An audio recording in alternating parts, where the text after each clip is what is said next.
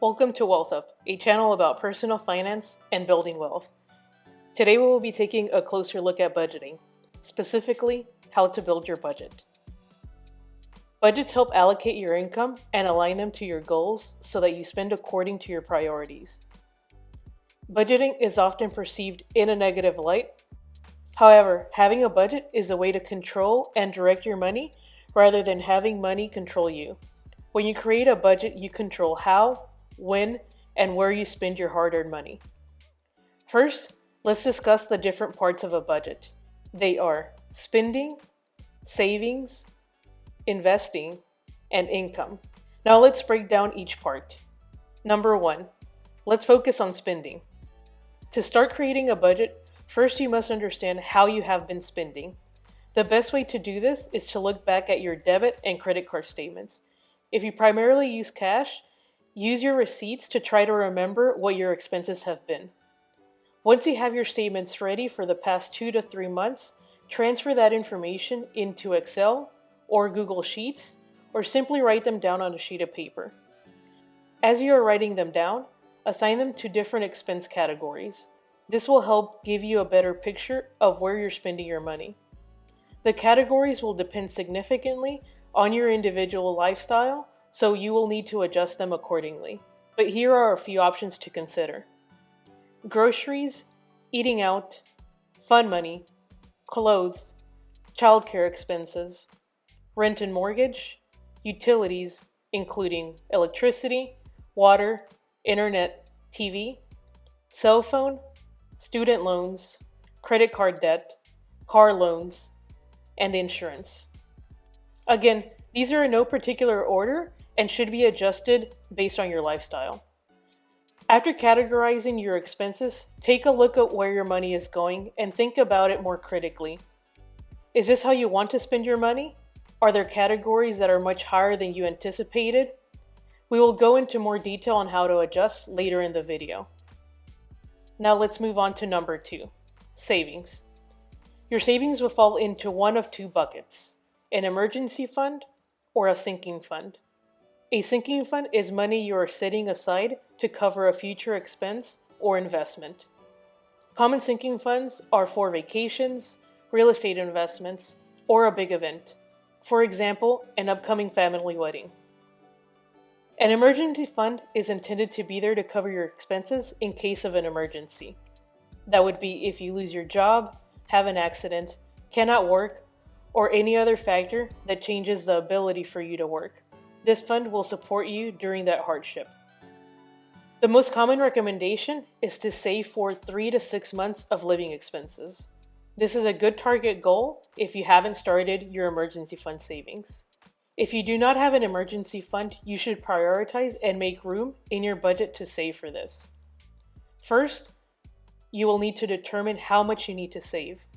Look at how much you are spending per month and multiply this by either 3 or 6 depending on your target. This will give you your emergency fund target. Now that we know how much you need to save, let's look at how much you can save per month.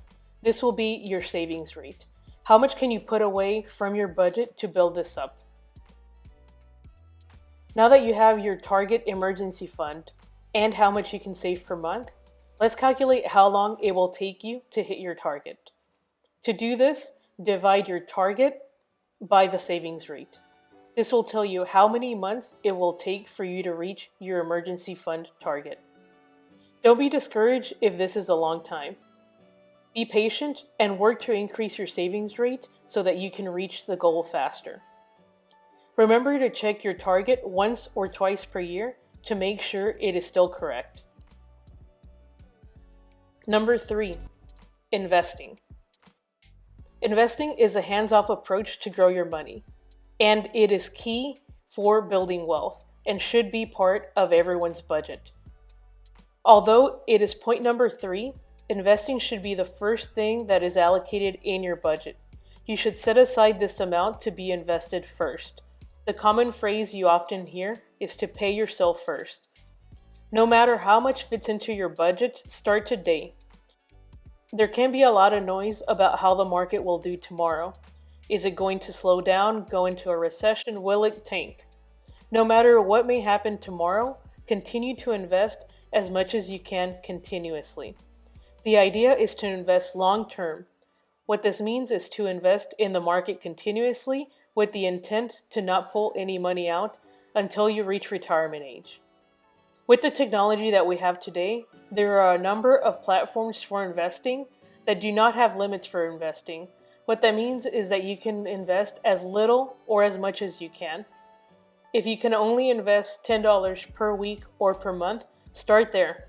Set this money aside and start investing. If you want to hear more about how and where to invest, leave a comment below. Number 4, income. This is any money that you make. It could be from your 9-to-5 job or a side hustle. This is the last part of the budget and captures how much money comes into your household. With the 4 categories in order, now it's time to review your budget. First, determine if your income is enough to cover all of your expenses, savings, and investments. If your income is higher, great job, you are in a great position. If your income does not cover your spending, you will need to cut back on your spending or increase your income.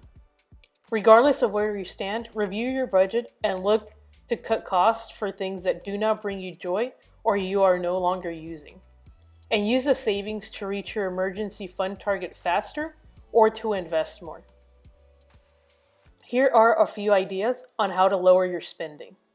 The first one is, can you stop the expense immediately? In particular for convenience expenses. Some options are streaming subscriptions that you are no longer using or not using very much, food delivery. Cooking at home is much more affordable and in many cases healthier. Monthly boxes for either clothes or dog treats. You see these more and more and are an added expense that you can easily trim from your budget. The next one, can you lower a monthly bill? Call your insurance providers and ask them how they can lower your rate. Let them know that you are looking for cheaper options. Call other insurance companies and get quotes. If you are not bound by an agreement, shop around and find a better deal. If you are significantly overspending compared to your income, all expenses that are not critical should be stopped. Shopping for clothes, decorations, eating out, fun money should be eliminated or trimmed as much as possible until you can get your spending under control. Now let's look at some medium and long-term adjustments that you can make. They could be to move to a cheaper apartment or home, reduce the number of cars in your household, refinance loans to lower interest rates. Once any binding agreements end, cancel the unnecessary services, and again, shop around to get a better price. All of these options are for reducing your spending, but you should also consider ways to increase your income. Ask for a pay raise at work. Ask about what you need to do to get a promotion and start working at it. Pick up extra hours if your job allows for it. Sell things in your home that you are no longer using. Some good options here could be exercise equipment or technology that you are no longer using. Also, look for side hustles. Some ideas here could be tutoring, seasonal work such as raking leaves, snow blowing, helping put up Christmas lights in your community. Also, work online. For example, look at being a virtual personal assistant. Also, sitting, whether it's babysitting, house sitting, or dog sitting, are great ways to earn extra income. Also think about cleaning homes or cars. Play to your strengths here and look for how to monetize what you are good at. Provide tech support in your local community. Setting up and running Instagram pages for small businesses is a great way to earn additional income. To wrap up, there are many ways to track your spending. There are many apps, Excel, Google Sheets, but don't get caught up on the technique. You can simply use pencil and paper. This is how I started keeping track of my budget. If you want to see how I spend my money, check out last month's spending. The link will be in the description box below. Remember that your budget is something to continue to monitor and work to hit your emergency savings target and invest more each month. This will set you up for a great financial future. No matter how your budget looks today, Know that you can take control of your money and expenses. Tracking your spending is a continuous effort that will allow you to control your money and align them to your priorities. As your life changes, so will your budget. Use it to guide your decisions. As always, thank you for watching until the end. Remember to hit the like button if you have enjoyed the content, subscribe to the channel, and turn on notifications so that you don't miss any upcoming videos. If you want to see regular content, don't forget to add me on Instagram. Thanks again for watching, and I'll see you in the next one.